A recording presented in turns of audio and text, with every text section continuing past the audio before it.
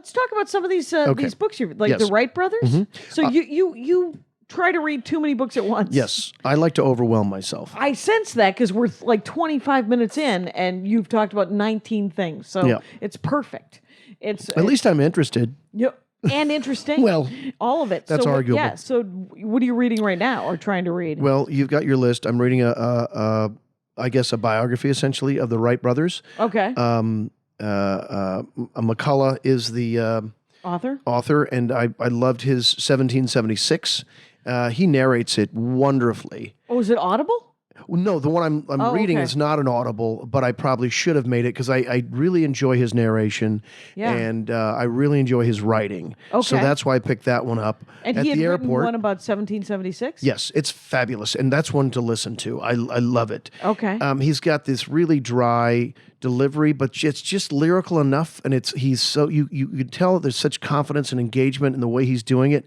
I loved it, and I used to listen to it when my son Charlie, who's now 16, was in grade school, and he would listen on the way to school. Yeah. And he wouldn't demand to listen to all of it, which is okay. Yep. But years later, somehow, you down accidentally. Oh, I think I put it in the van accidentally. You can.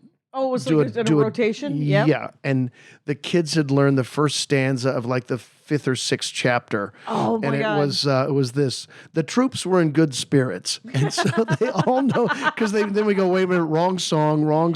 Yeah. So, so that's why I picked up the Wright brothers, because I find him a fascinating and engaging writer. And I love history as well. And what else is on the list?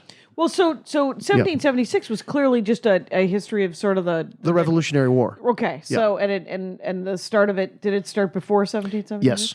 And go through 81, or what did they do? Gosh, I can't remember. Or did they just go through the Declaration of Independence?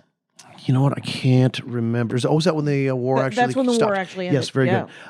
Then yes, they do. He goes through the end of the war. Okay. Yes, and the So mistakes. it's essentially just an anthology, a historical perspective of the war. Yeah. Oh, that's neat. And personality driven? That's my favorite kind of history. Oh yeah, you get to learn all the major players and who the heroes were, and when you think about it, it's really remarkable when you think about these people who were part of a young nation who left their farms to fight for this country, and they would go barefoot.